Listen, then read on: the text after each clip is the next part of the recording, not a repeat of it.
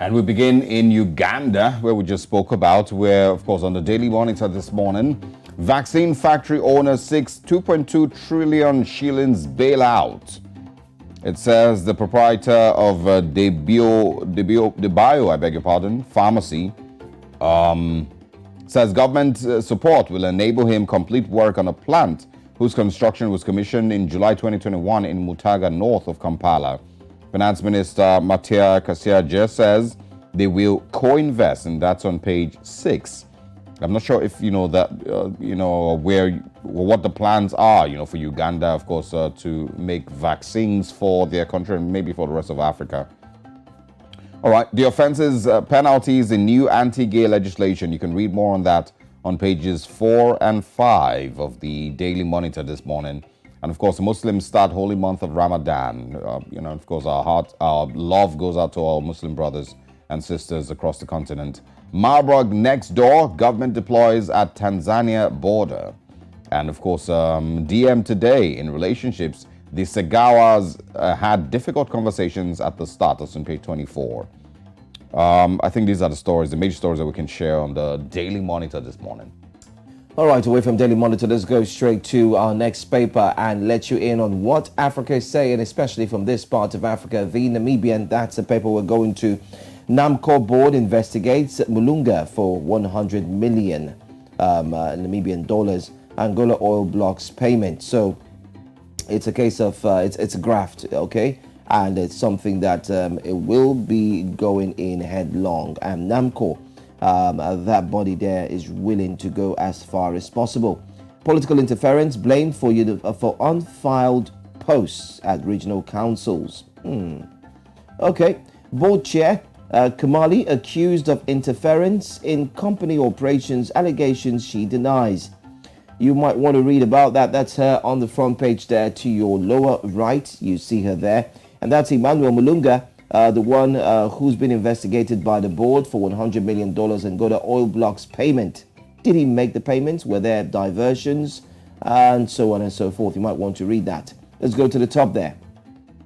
Protesters due in court amid outcry over arrests. 3 of them. Recall yesterday we told you about Namibia celebrating its independence before yesterday, most definitely on Tuesday, 33 years of independence. And we talked about 3 persons who were indeed mopped up or caught engaging in a protest yesterday. And now it's being mentioned that they are due in court amid outcry over arrests. Well, what charges are they going to put on them? We'll find out. Ex-MP claims rape charges a conspiracy. It's something to also read about. Millions still flow into government bonds, and legend CEO embodies the hustle. That's all we have on the front page of the Namibian.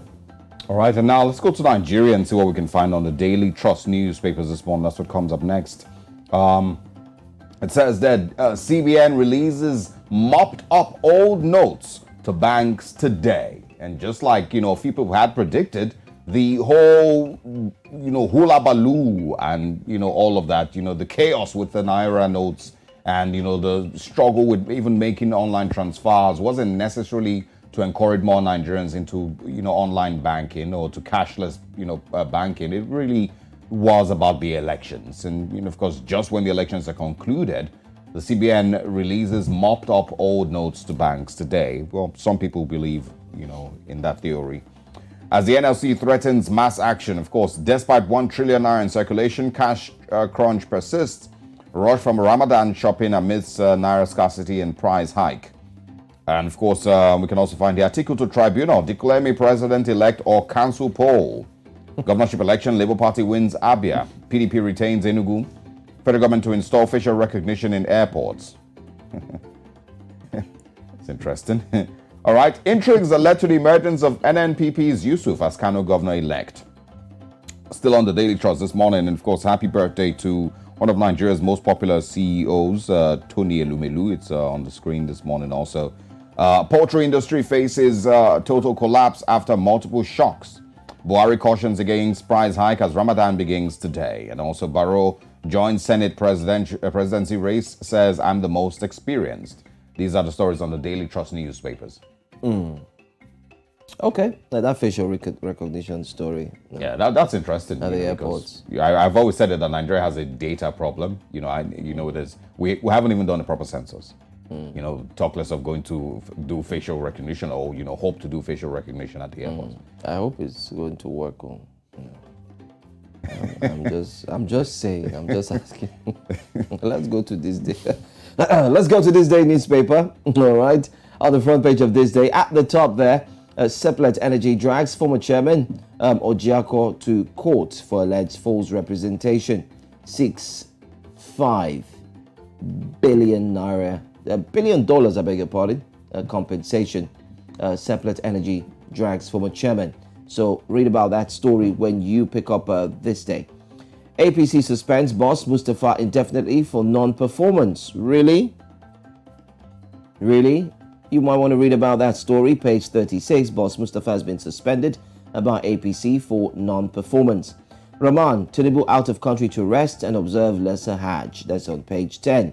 At last, Labour Party's OT wins Abia. PDP's Mba clinches Enugu.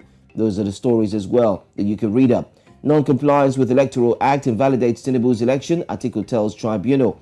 And he goes ahead to say, maintains President-elect must score 25% in FCT, insists bypass, non-user beavers in results transmission, affected integrity of polls, protesters storm National Assembly, call for annulment of presidential election, seek removal, arrest of INEC chairman.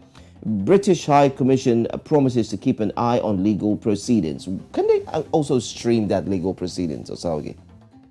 Like, put it live, put it out there. Yeah, that would actually I remember be when they did the Oputa Tribunal. Yeah, that would be interesting to actually see. Yeah.